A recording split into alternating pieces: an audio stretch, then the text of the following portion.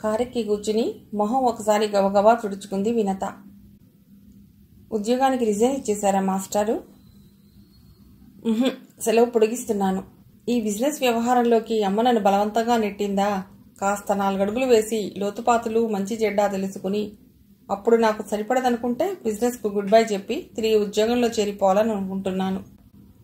తన చూపులో మార్పు వచ్చిందో నిజంగా మనిషిలో మార్పే వచ్చిందో తెలీదు గాని శశాంక కొత్తగా కనిపిస్తున్నాడు వినతకు. గాగుల్స్, ఎర్రటి ఆ ముఖానికి ఓ వింత అందాన్ని ఇస్తుంటే చాక్లెట్ కలర్ ఫుల్ సూట్లో నిండుగా హుందాగా కనిపిస్తున్నాడు.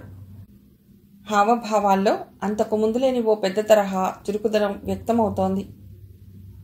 మమ్మల్ని పూర్తిగా మర్చిపోయారు, బలవంతంగా నవ్వు తెచ్చుకుంటోంది వినత. ఎంత మాట! నేనసలు కొన్నూరు కూడా పోలేదు ఈ మధ్య. ఇక్కడ ఈ వ్యవహారాలు అవి.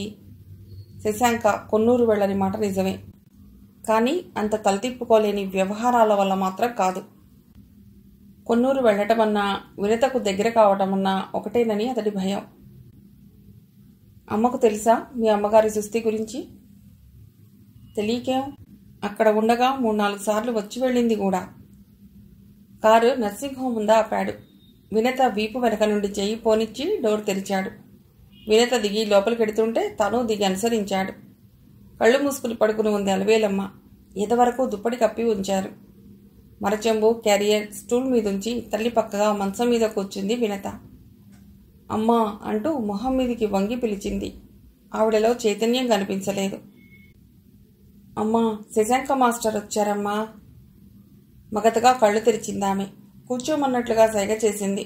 తనను చూడటానికి వచ్చినందుకు సంతోషించినట్టుగా శుష్కంగా నవ్వింది. కానీ మాట్లాడలేకపోయింది.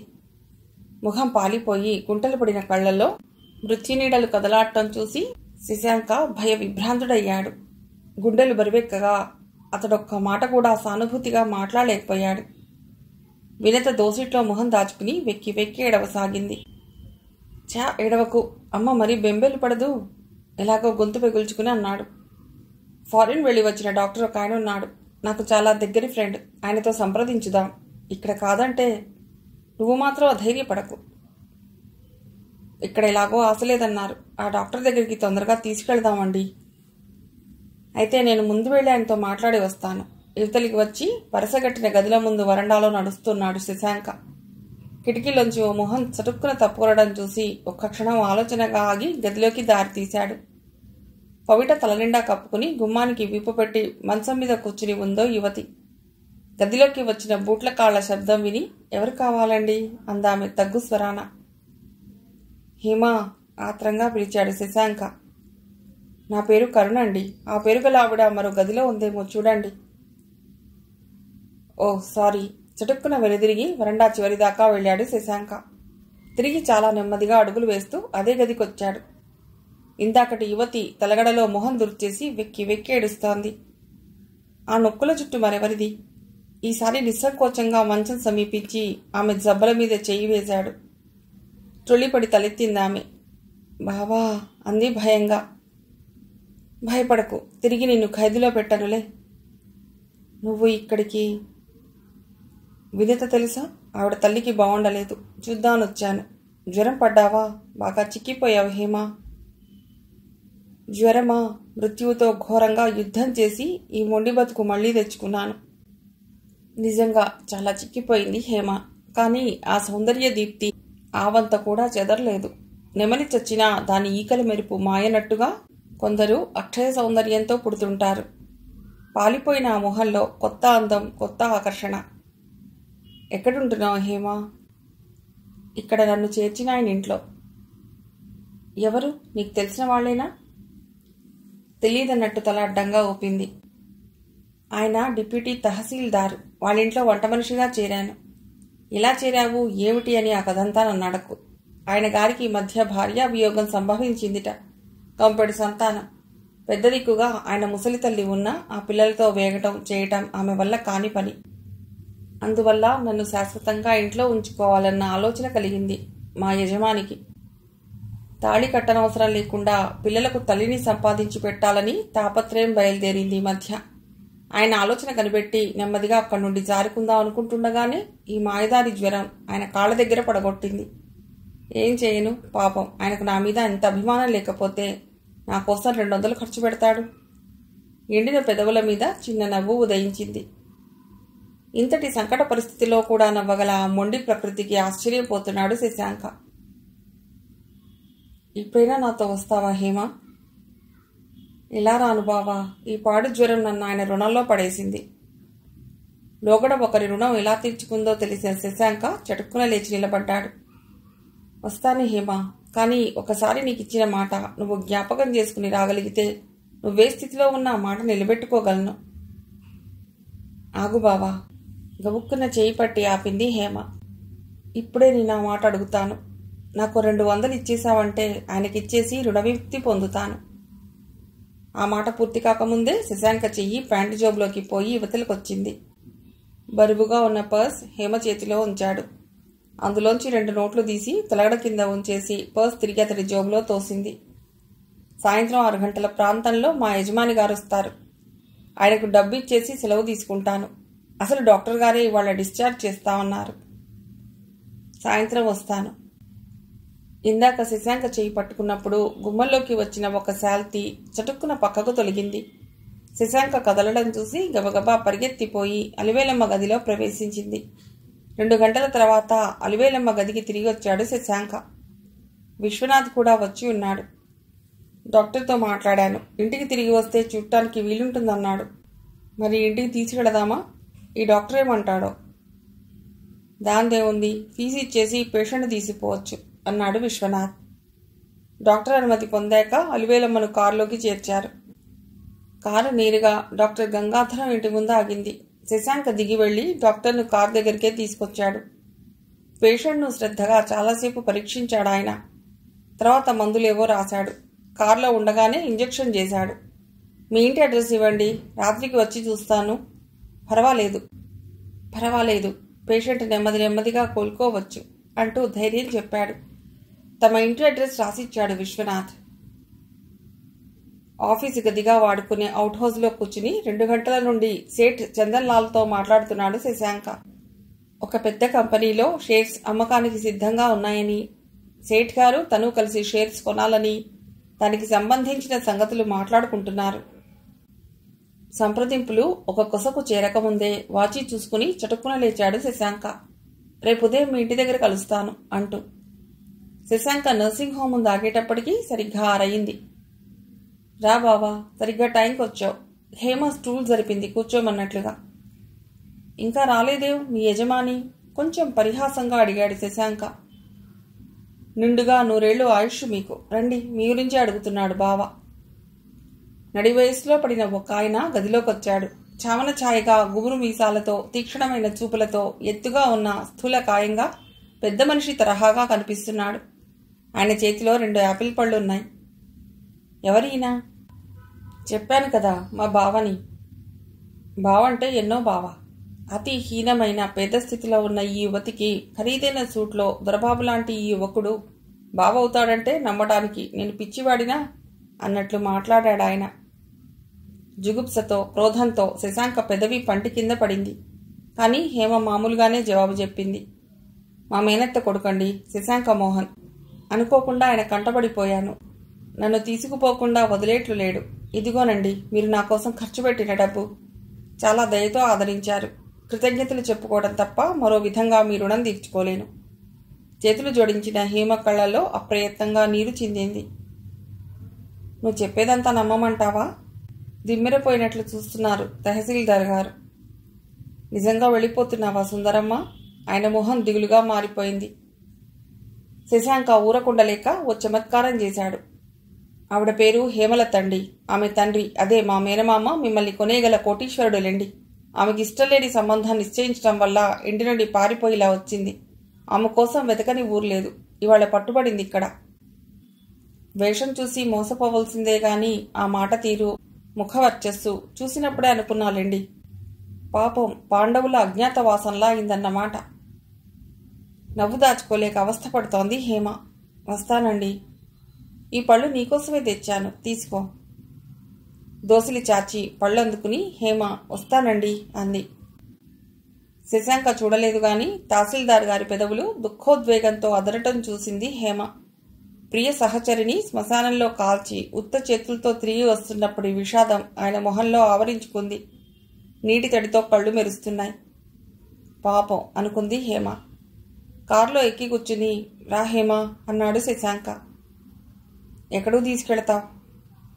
ఇంటికి. ఈసారి అత్తయ్య పొరక తిరిగయ్యదా? అమ్మ కొన్నూరులోనే ఉంది. మా పెళ్ళిళ్ళు అయ్యే వరకు ఇక్కడికి రానని శబదం పట్టింది. ఇంటికైతే నేను రాను. మరెక్కడికి? నివ్వెరపోయాడు శశాంక. ఏ అనాథ శరణాలయానికో తీసుకెళ్ళు, లేకపోతే ఏదైనా విద్య నేర్పించి జీవిక కల్పించే ఏ సేవా సంస్థలోనైనా చేర్పించు. నేను కోరే సాయం అదే. ఇంత మంచి మనిషిని పట్టుకుని నువ్వు ఆ మాట అడగొచ్చునా హేమ? బాధగా చూశాడు. మంచి మాటైనా చెడ్డ మాటైనా అడగటానికి నాకు మరెవరున్నారు బావా? హేమ కళ్లల్లో తొణికిసలాడే ఆ విశ్వాసం చూసి కొద్దిగా చెలించాడు శశాంక. నువ్వు బంధుత్వానికి సానుభూతికి కట్టుబడవు. ఐశ్వర్యం అసలే నిన్ను కట్టుబడేయలేదు. ఈ ప్రపంచంలో మరి దేనికి కట్టుబడతావు హేమా? ఏమో, అది ఇంతవరకు నాకు తారసపడలేదు. అసలు నువ్వు దేన్ని కోరి ఇల్లు వదిలావో నాకు బోధపడకుండా పోతోంది. స్వేచ్ఛ. కఠిన దరిద్రంలోనూ పుట్టెడు కష్టాల్లోనూ కూడా చీకటిలో చిరుదీపికల మనిషికి సుఖమివ్వగల స్వేచ్ఛ. ఆ స్వేచ్ఛే నేను కోరాను. నా దగ్గర ఉన్నంత మాత్రాన నువ్వు కోల్పోయే స్వేచ్ఛ ఏమిటో చెప్పు. అసలు నీ దగ్గర నన్ను ఎందుకు ఉండమంటున్నావో చెప్పు. నువ్వు నా బంధువువి, మేనమామ కూతురువి, మరదలివి. మరదలైతే పెళ్లి చేసుకోవాలి గాని ఉంచుకుంటావా? హేమ మనసులో ఇది ఉందా? షాక్ తిన్నట్లయ్యాడు శశాంక. తన ఊహలో నిలుపుకున్న జీవన సహచరునికి ఈమె సరిపోతుందా? ఆహా, స్త్రీలో ఇటువంటి విప్లవాన్ని, తెగువను, కాఠిన్యాన్ని తను హర్షించలేడు. అయితే హేమ గురించి చులకన భావమేదీ లేదు. గొప్ప విజ్ఞానం ఉంది హేమలో. అయితే అది ప్రపంచానికి ఉపయోగపడే మార్గంలోకి ఆమెను మలచాలి. చదువు నేర్పాలి, విద్యాధికురాల్ని చేయాలి. సమాజానికి ఓ ఆదర్శంగా, సేవాజ్యోతిగా నిలపాలి. ఆమెను దగ్గరించుకుని తను చేయదలుచుకున్నదంతే. ఒక విధవ వివాహం గురించి సనాతన పరులకు ఆలోచన ఎలా రాదో, వివాహం గురించి, సహచరుని గురించి ఓ పవిత్రమైన, అపూర్వమైన భావం కలిగి ఉన్న తను హేమ వివాహం గురించి ఆలోచనకు ఆస్కారం ఇవ్వలేదు. ఒక్క తప్పటడుగులో జీవితంలోని మధురిమలు పోగొట్టుకుని మూడులా నిలచిపోయిన మనిషిగానే జాలిగొలుపుతోందామె. దీర్ఘాలోచనలో పడిపోయావే? నవ్వుతూ అన్నానే గాని నిజంగా అన్నాననే అనుకున్నావా అంటూ నవ్వింది హేమ. ఆ నవ్వులో స్వచ్ఛతే ఉన్నది కానీ మోసం లేదు. ఏ విషయంలోనైనా దురాశకు లోనయ్యే మనిషిని కాదు. నా వల్ల ఎవరికీ అటువంటి భయం అక్కరలేదు. నేను ఓ మాట అంటాను, నీకు ఇష్టమైతే నిజంగా అన్నాననుకో, ఇష్టం లేకపోతే నవ్వుతూ అన్నాననుకో. ఏమిటో చెప్పు. ముందు కారెక్కు. ఎక్కుతాను. నేను అడిగిన చోట దింపేయాలి. కొంచెం విసుగు వ్యక్తపరిచాడు శశాంక. ఈ రాత్రికి రాత్రి ఎక్కడ దించేయమంటావు? ఏమిటి, ఎక్కుతావా? ఎక్కు. ఇంటికి తీసుకుపోతాను, లేదా వెళ్ళిపోతాను. స్టీరింగ్ మీద చేతులేశాడు. హేమ ఎక్కి కూర్చుంది. అయితే ఇంటికే వదా. ఈ ఒక్క రాత్రి. ఉదయం నా మాట మన్నించాలి. శశాంక మాట్లాడలేదు. కారు పోనిచ్చాడు. నువ్వనే మాట చెప్పలేదు. చెబుతాను, ఇప్పుడు కాదు. ఆ రాత్రి శశాంక అలివేలమ్మను చూడటానికి వెళ్లాలనుకున్నాడు. కానీ రాత్రి చాలా అయింది. ఉదయం వెళ్లి చూడవచ్చునని విరమించుకున్నాడు. ఉదయం టీ తీసుకోవడంతోనే శశిరేఖమ్మ ఇంటికి బయలుదేరాడు శశాంక. సాధారణంగా ఇల్లెప్పుడు గంపెడు పిల్లలతో సందడిగా ఉంటుంది. కానీ ఇవాళ చాలా నిశ్శబ్దంగా ఆహ్వానించింది ఆ ఇల్లు. విశ్వనాథ్, విశ్వనాథ్.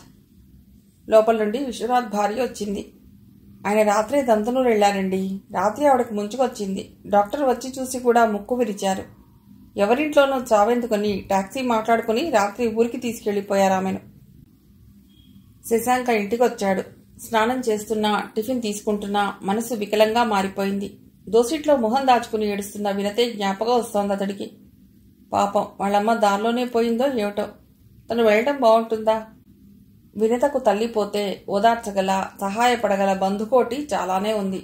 ఏ సంబంధమూ లేని తాను నిజంగా తనకే సంబంధమూ లేదా? లేకుంటే ఈ పిచ్చి మనస్సు ఎందుకిలా మదన పడుతోంది? ఓసారి వెళ్లి చూస్తే గాని తన మనస్సు కుదుట పడదనుకుని వెళ్లటానికే నిశ్చయించుకున్నాడు శశాంక. అతను ఎక్కడికో వెళ్లే సన్నాహం చూసి, నా సంగతి ఏం చేశావు బావా అంటూ ప్రశ్నించింది హేమ. చూడమ్మాయి, సరిగ్గా వండి పెట్టేవారు లేక తమ్ముడు నేను చాలా అవస్థపడిపోతున్నా. ఆ తహసీల్దార్ గారిచ్చినంత నేను ఇవ్వగలను. పోతే ఇక్కడ నీకొక సుఖం ఏమిటంటే ఆయన ఇంట్లోలా పారిపోయే పరిస్థితి మా వల్ల నీకెప్పుడూ రాదు. రాత్రి నేను చెప్పదలుచుకున్న మాట కూడా ఇదే. ఆ మాట అంటూనే కారులోకి ఎక్కేశాడు శశాంక. అతని ముఖంలో కాస్తంత కూడా నవ్వు రేఖ, కొంటె భావమూ లేదు. అతి సహజంగా అన్నాడు, నేనటు పోగానే నంద వస్తాడేమో, రాకపోయినా సాయంత్రం వరకు పంపిస్తాను. నంద 2 రోజుల క్రితం కొన్నూరు తల్లి దగ్గరికి వెళ్ళాడు. నేరుగా దంతనూరు వెళ్లగల సాహసం లేదు శశాంకకు. కొన్నూరు వెళ్ళాడు. బహుశా అమ్మకు ఆ సంగతి తెలిసి అక్కడికి వెళ్ళి ఉంటుందేమో అనుకుంటూ వెళ్ళాడు. కానీ సుమతి ఇంటి దగ్గరే ఉంది. వినత తల్లి సంగతి తెలుసా అమ్మా? పెడుతూనే అడిగాడు. అలా సంగతి తెలియకే వెళ్ళలేదేమోనని. పొద్దున్నే తెలిసిందిరా. మరి వెళ్ళలేదేం? నీకు ఆమెకు అంత స్నేహం కదా అన్నట్టు చూశాడు. పోవాలని చూడాలని ఉంది. కానీ ఆమెకు నేను మాట ఇచ్చి తప్పిన మనిషిని. ఈ అంత్య సమయంలోనైనా తన బిడ్డ భారం స్వీకరించగలనని ధైర్యం చెప్పే అవకాశమే నాకుంటే రెక్కలు కట్టుకుని వాలేదాన్ని. ఈ అంతిమ ఘడియల్లో ఆవిడ నా వైపు ఎలా చూస్తుందో నాకు తెలుసు. ఆ చూపుకి తట్టుకోగల ధైర్యం నాకు లేదు. అందుకే వెళ్ళలేక ఇక్కడ కూలబడిపోయాను. చీర చెంగుతో కళ్ళు తుడుచుకుంది సుమతి. పాపం వినత ఎంత ఏడుస్తుందో ఒకసారి వెళ్ళి చూసిరా శశి. ఆ మాట కోసమే చూస్తున్నాడు శశాంక. నందేడి? గంట ముందే బయలుదేరాడు. అలివేలమ్మను చూసి అటు నుండి హైదరాబాద్కు వెళ్ళిపోతానన్నాడు. కారు ఇంటి దగ్గరే వదిలేసి కాలినడకన బయలుదేరాడు శశాంక. అలివేలమ్మ ఆత్మ పైలోకాలకు ఏరిపోలేదు ఇంకా. స్మారకం తప్పి ఈ క్షణమో అరక్షణమో అనేట్టుంది పరిస్థితి. పోయేవాళ్లంతా పుణ్యాత్మలే బాబు. కానీ నిశ్చింతగా నిష్కామంగా ఈ తనువును వదిలిపెట్టిపోవటం ఎంతటి వారికో. ఏదో ఒక కోరిక జీవుడు బొందినట్టు పెట్టుకు ఉన్నంతవరకు ఉండనే ఉంటుంది. అక్కయ్య నిన్న రాత్రంతా పెళ్లి గురించే కలవరించింది పాపం. ఆవిడకు ఆత్మశాంతి లేకుండా చేస్తున్నది అదొక్కటే అంది శశిరేఖమ్మ రుద్ధకంఠంతో. వినతేది? తను వచ్చినప్పటి నుండి వినత కనిపించకపోవడం చూసి ప్రశ్నించాడు శశాంక. అవతల దొడ్లో కూర్చుని ఏడుస్తోంది. ఎంత ఏడ్చినా తల్లిని పట్టుకోగలదా వెర్రిపిల్ల? రాత్రి నుండి తిండి తిప్పల్లేవు. ఎంత బతిమాలినా ఎంగిలి పట్టలేదు. అపరాహ్నం దాటిపోయింది. కాస్త నువ్వైనా వెళ్ళి చెప్పు బాబు. మౌనంగా దొడ్లోకి వెళ్ళాడు శశాంక. మోకాళ్ల సందున తల దుర్చేసుకుని వెక్కి వెక్కి ఏడుస్తోంది వినత. ఆర్ధస్వరాన పిలిచాడు. వినత. వినత తలెత్తి చూసింది. కళ్ళు జ్యోతుల్లా ఎర్రబడిపోయాయి. కన్నీళ్లతో మలినబడిపోయింది మొహం. నలిగిన దుస్తుల్లో తలంతా రేగిపోయి శోకదేవతలా ఉంది. రాత్రి నుండి అన్నం తినటం లేదుట. ఇలా అయితే నీ ఆరోగ్యం చూడదు. మాస్టారు గొల్లుమంది. ఏమని ఓదార్చాలో తోచలేదు అతడికి. విచలితంగా చూస్తూ నిలబడిపోయాడు. మాతృవియోగం ఎటువంటి వాడికి దుర్భరమే. మాటలతో ఓదార్పు లభించదు. మాస్టారు, మిమ్మల్ని ఒకటి ప్రార్థించాలనుకుంటున్నాను. కాదనులు కదూ? ఆమె మొహంలోకి నిదానంగా చూస్తూ చెప్పు వినత అన్నాడు. దయచేసి కాదనరు కదా? జాలిగా ప్రశ్నించింది. చెప్పు వినత. ఇలా అడుగుతున్నానని నన్నెంత సిగ్గులేని దాన్నిగానైనా జమకట్టండి. కానీ నా ప్రార్థన మీరు మన్నించాలి. నా పెళ్లి చేయకుండా వెళ్ళిపోతున్నందుకు అమ్మ మనస్సు ఎంతగానో కొట్టుకుంటోంది. మిమ్మల్ని అల్లుడిగా పొందాలని ఆమెకెంత కోరికో. మీ కుమార్తె భారం నేను స్వీకరించానని ఆమెకు చెప్పగలిగితే చాలు. ఆవిడ నిశ్చింతగా కళ్ళు మూస్తుంది. కేవలం ఆమె ఆత్మశాంతి కోసమే మిమ్మల్ని ఆ మాట అనమని కోరుతున్నాను. ఆ మాటకు కట్టుబడే అవసరం మీకెప్పుడూ నేను కలగనివ్వను. కేవలం ఆమె ఆత్మశాంతి కోసమే ఆ మాట నా నోటి నుండి రావాలంటావా? అంతే. నాకేనాడు మీ యందు వ్యామోహ భావం లేదు. కేవలం ఆమె కోసమే. వ్యామోహ భావం లేకపోవచ్చు, రాగభావం ఉండకూడదా? బాధను అణిచిపెడుతూ తేలిగ్గా నవ్వ ప్రయత్నించాడు శశాంక. లేదు లేదు, నాకేనాడు ఆ దృష్టి లేదు. చాలా ఖచ్చితంగా అంది వినత. నిశ్శబ్దంగా నిట్టూర్చాడతడు. కట్టుబడే అవసరం రాదంటున్నావు కదా? ఆ మాట నాలిక చివరితో అన్నంత మాత్రాన నాదేం పోయింది? అలాగే అంటాను. కానీ ఆ మాట బలంతో ఆవిడ బతికి కూర్చుంటే చిక్కిపడిపోతానే. వినత ముఖభంగిమలో నిష్ఠుర తిరస్కారాలు నిండిపోయి విరక్తితో కూడిన మందహాసం పెదవుల మీద నర్తించింది. మీకు ఆ భయం ఎంతమాత్రం అక్కర్లేదండి.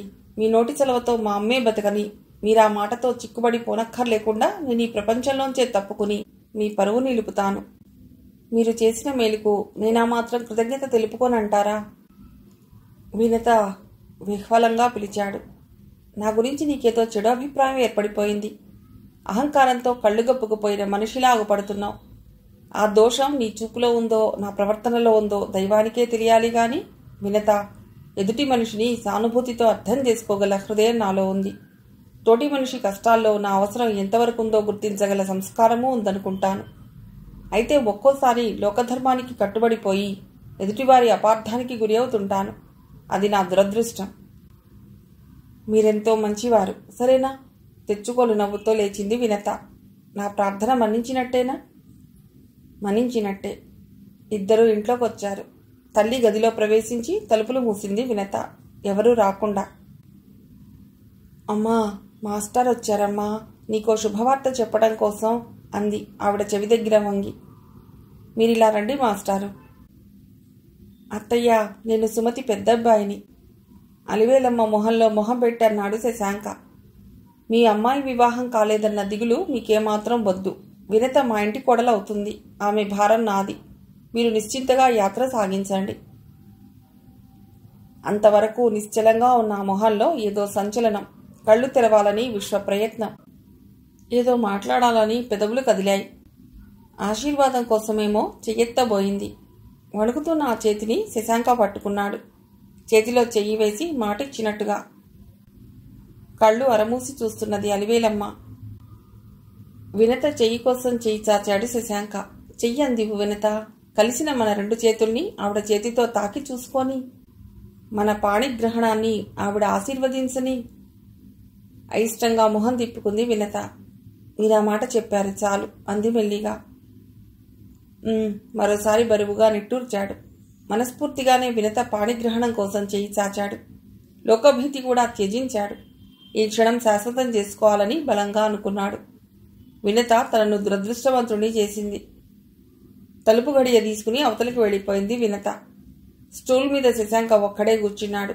పురుషోత్తమాచార్యులు వచ్చాడు. ఎప్పుడొచ్చావు శశాంక మోహన్? కొద్దిసేపు అవుతున్నదండి. ఆయన అలివేలమ్మ మొహం మీదకి వంగి పరిశీలనగా కాసేపు చూసి లేచాడు. ఆయన ఎంతసేపు ఇక్కడే ఉండి స్నానం దేవతార్చన చేసి భోజనం అయిందనిపించుకు వస్తున్నట్ట. అలివేలమ్మకు కావలసిన వాళ్లంతా ఒక్కొక్కరే వచ్చి గదిలో చేరుతున్నారు. వినత తిన్నాననిపించుకుని వచ్చి కూర్చుంది. అలివేలమ్మ గుణగణాలు కీర్తిస్తూ ఆవిడ గురించే మాట్లాడుకుంటున్నారు. కాస్త పాలైనా పోసి చూద్దామా అంటూ లేచింది వినత రెండో పెద్దమ్మ. శశిరేఖమ్మ పాల గ్లాస్ తీసుకొచ్చి ఆవిడ చేతికిచ్చింది. అలివేలమ్మ నోరు తెరిచి నోట్లో పోసిందామె. అటుపక్క కిన్ని ఇటుపక్క కిన్ని కారిపోయాయి. అనుమానం వచ్చిందామెకు. కడుపు మీద ఒత్తి వాళ్ళంతా తాకి చూసి పెద్ద కేక వేసింది. అలివేలు, వెళ్ళిపోయావా అంటూ. ఇల్లు ఏడ్పులతో నిండిపోయింది. శశిరేఖమ్మ వినతను పొదువి పట్టుకుని ఎడవసాగింది. దహన క్రియలకు ఏర్పాట్లు చకచకా సాగిపోయాయి. శవదహనం జరిపించి ఇంట్లోకొచ్చేటప్పటికి దీపాలు వెలిగాయి. లోపల పిల్లలకు అన్నాలు పెడుతోంది శశిరేఖమ్మ. ఎర్రగా దీపం వెలుగుతోంది వినత గదిలో. స్తబ్దుగా కూర్చుని ఉంది ఏడ్చి ఏడ్చి అలసిపోయి. నేనొస్తాను వినత తలాడించింది. కాసేపు నిలబడ్డాడు శశాంక. ఏదో మాట్లాడాలని మాట్లాడలేకపోతున్నాడు. మాతృవియోగంలో కుమిలిపోతున్న ఆమెను విడిచి వెళ్లటానికి కాళ్లు ముందుకు సాగటం లేదు. అయినా తనకేం సంబంధం? ఓదార్చగల వాళ్ళు చాలామంది ఉన్నారు వినతకు. మరోసారి నిష్ఠూరంగా అనుకున్నాడు. 2 రోజుల తర్వాత శశాంక హైదరాబాద్కు తిరిగొచ్చాడు. ఇల్లు తాళం పెట్టి ఉంది. హేమ వెళ్ళిపోయి ఉంటుంది. నంద తాళం పెట్టి ఎక్కడికో తిరగబోయి ఉంటాడు అనుకున్నాడు. కొత్త ఇంటి పని తిరిగి ప్రారంభమై 4 రోజులు కావస్తోంది శశాంక ఆధ్వర్యంలో. కొసమెరుగులు పూర్తి కావటానికి ఇంకో 15 రోజులు పట్టవచ్చు. పనివాళ్ల మీద అజమాయిషీ చెలాయిస్తూ రాముడు కొత్త ఇంటి దగ్గరే ఉన్నాడు. నంద తాళం చేతులిచ్చిపోయాడా రాముడు? మొన్న గౌలీగూడ దగ్గర కాల్పుల్లో బాబుగారి చేతుల్లో గుండు దూసుకుపోయిందండి. ఆసుపత్రిలో ఉన్నారు. ఏమమ్మగారు రొట్టెలు పాలు పట్టుకెళ్ళి 1 గంట సేపు అయింది. దోవలో వస్తుంటారు ఈ పాటికి. అక్కడికి ఎందుకు చెప్పి పంపలేదు? గాబరాగా అడిగాడు శశాంక. పెద్దమ్మగారు గాబరా పడిపోతారని. ఆరే చెప్పక్కర్లేదన్నారండి, లేకపోతే లగెత్తుకు రాకపోయేమోనా అన్నాడు రాముడు. పెద్ద దెబ్బ తగిలిందా? రగతం బాగానే కారిపోయిందండి. రగతం సీసాలు ఎక్కించినారండి. నీకు బుద్ధి లేదురా, వాడు చెప్పొద్దన్నాడని ఇక్కడ చచ్చావా? మండిపడి హాస్పిటల్కు పయనమవుతున్నాడు శశాంక. హేమ రిక్షా దిగింది. భుజాన ఫ్లాస్క్ వేలాడుతుంటే ఓ చేత టిఫిన్ డబ్బా పట్టుకుని. నందకెలా ఉంది హేమ? పర్వాలేదు, నిన్న కాస్త జ్వరం తగిలింది కానీ ఈరోజు కులాసాగానే ఉన్నాడు. ఇప్పుడే వచ్చావా అంటూ తాళం తీసి లోపలికి వెళ్ళింది. నంద ఉండే వార్డు నెంబరు అది అడిగాడు శశాంక. ఇప్పుడు నువ్వు వెళ్ళి ఏం చేస్తావు బావా? చిన్నబావ నిద్రపోతుంటాడు. మరి కాసేపటికి వెళదాం, నేను వస్తాను, కాఫీ తీసుకెళ్ళాలి అంది. అయితే సరే, కొత్త ఇంటిని చూడటానికి వెళ్ళాడు శశాంక. సాయంత్రం 4 అవుతుంటే హేమ శశాంక కలిసి హాస్పిటల్కి వెళ్లారు. నంద కులాసాగానే కనిపించాడు. ఇంటికి వెడతానని గోల పెట్టావుగా, రేపు డిశ్చార్జి చేస్తానన్నట్ట డాక్టర్. హేమ లేకపోతే చాలా ఇబ్బంది పడిపోయేవాడినన్నయ్యా. ఆవిడ దేవతలా ఆదుకుంది నన్ను. నంద హేమ వంక అభిమానంగా చూస్తూ అన్నాడు. ఎవరూ దిక్కులేని వాళ్ళు అందరికీ దిక్కవుతుంటారు బావా. లేకపోతే పొట్ట నిండేదెలాగా? ఎంత మాట అన్నావు హేమ. నువ్వు దిక్కులేని దానివి ఎందుకవుతావు? నేను లేనా? అన్నయ్య లేడా? నిజమే, నేను దిక్కులేని దాన్ని ఎందుకవుతాను? నా రెక్కల్లో సత్తు ఉన్నంత వరకు ఈ ప్రపంచమంతా నాకు దిక్కుగా ఉంటుంది. హేమ ఈ విసురు ఎవరికి గురిపెట్టిందో గుర్తించినా మౌనంగా ఊరుకున్నాడు శశాంక. మిగిలిన కథ తర్వాతి భాగంలో.